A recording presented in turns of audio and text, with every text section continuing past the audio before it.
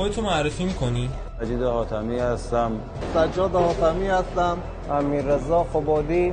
من 32 سالم. 26 سالم. 20 سالم. 21 سالم. چقدر درس خوندی؟ من تا دیپلم درس خوندم.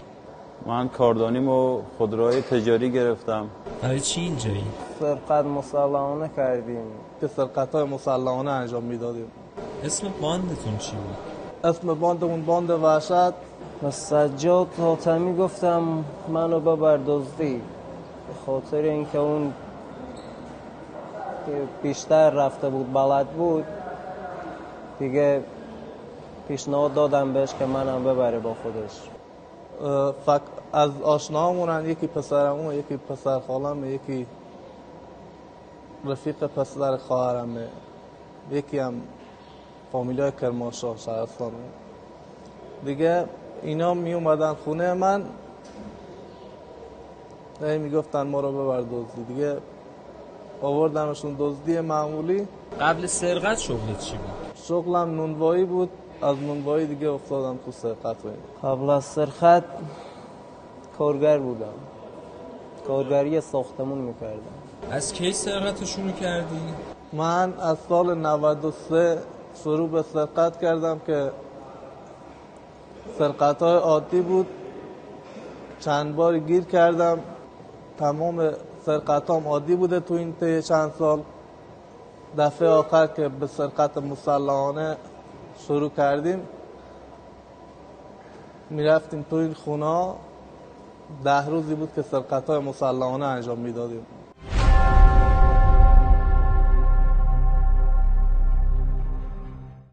دختر بچه‌ای که لکنت زبون گرفته بود و یادته؟ میتونی برام تعریف کنی؟ یه بار که رفتیم سمت محل سرقت، وارد یه خونه شدیم که 2 تا دختر بچه تو اون خونه بود.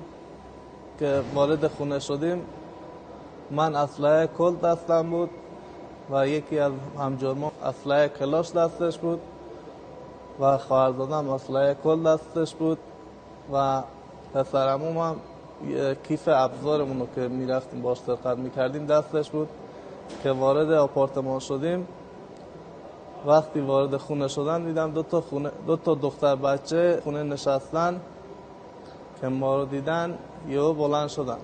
اون بچه ها رو کردم تو همون، اومدیم بیرون، سوار ماشین شدیم، متواری شدیم از محل. سرقتاتون تو کدوم مناطق تهران بود؟ خواهرزادم رانندگی میکرد. من همیشه یه جورایی خسته بودم، تریاک میکشیدم، مصرف داشتم بیرون، خسته بودم، میخوابیدم. یه خروجی رو همیشه تو اتوبان جدید پیدا کرده بود. همیشه میرفت اون خروجی که میخورد به محله سردار جنگل. ماشیناتون چی بود؟ پژو پارس بوده، دنا بوده. برای اینکه ماشیناتون شناسایی نشه چی کار میکردیم؟ پلاکا رو با عدد درست میکردیم، با ورقای عدد پلاک درست میکردیم. وقتی می اومدیم وسط اتوبان یه جای خاصی رو پیدا کرده بودیم، اونجا پلاکا رو در می آوردیم. پلاکا رو بین راه عوض میکردیم. قبل از ورود به اون محل پلاک میچسبوندیم. بعد از ورود به اون محل، موقع خروج شدن پلاکمون رو در می آوردیم. چطوری دستگیر شدید؟ فهمیدیم که فیلمامون افتاده تو شبکه‌های مجازی. متوجه شدیم که کارمون دیگه مثلا سرقتامون داره رو میشه. ترسیدیم، متواری شدیم تو شهرستانامون و برگشتیم. بعد از اینکه برگشتیم خونه خودمون دستگیر شدیم. 2 ماه بعد از سرقتامون تو محل زندگیمون دستگیر شدیم. هیچ موقع نشد که پشیمون بشی بگی دیگه ادامه ندم؟ بارها که خواستم راه کنم دور و بریام نمیذاشتن. بچه‌هایی که دورم بودن نمیذاشتن. خیلی تلاش کردم که از این سرقت دست بکشم بیرون و این نمیذاشتن. خودتو یه لحظه بذار جای اونایی که میرفتید خونه هاشون دزدی. چه حسی بهت دست میده که اونجوری با اسلحه یهو بیاد تو خونت؟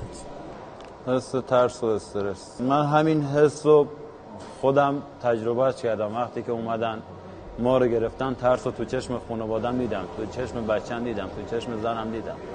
خودم همین حس رو داشتم، همین حس رو تجربه کردم. حس خیلی بدیه، حس ناراحت کننده ایه. ما کار خیلی بدی کردیم. خودتو بذار جای اون آدمایی که ازشون دزدی کردی.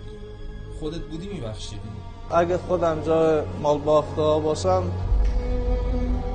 تا حد توان نمیتونم ببخشم، چون کار خیلی بدی کردم. خودم رو نمیبخشم. سلاحاتون چی بود؟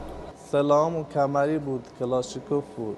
دست من که کلت بود، دست سجادم اسلحه کلت بوده. چقدر واسه اسلحه پول داده بودی؟ اصلا 100 میلیون. خانواده‌هاتون میدونستن که این مدلی سرقت میکنید؟ خانواده‌ام میدونستن که سرقت میکنم. مگه میشه یکی تو خونه ای سرقت کنه خانواده‌اش ندونه؟ میدونستن سرقت میکنم ولی نمیدونستن همچین کار وحشتناکی میکنم. همش از سر نداری بوده اومدیم این کار رو کردیم. اگه ندار بودی چجوری 100 میلیون تومان پول اسلحه دادی؟ ندار بودی که مثلا با ماشینای پژو پارس و دنا میرفتید دزدی میکردی؟ چند تا خونه رو سرقت کردید؟ توی سرقت‌هایی که من شرکت داشتم باشم بکنم حدود 10-15 تا بود. 19 عدد خونه سرقت مسلحانه رفتیم. معمولا طلا و پول و اینا می آوردن. حالا چرا تصمیم گرفتید مسلحانه برید خونه ها؟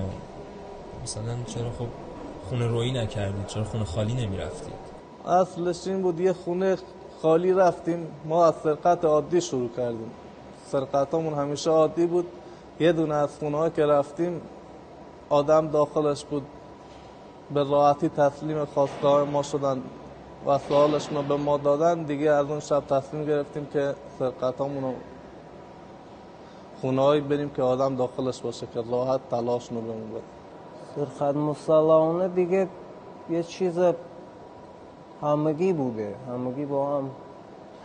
وارد یه خونه شدیم، چراغاش که خاموش بود، بعد متوجه شدیم توی اون خونه آدم هست که دیگه رفته رفته به این سمت کشیده شدیم.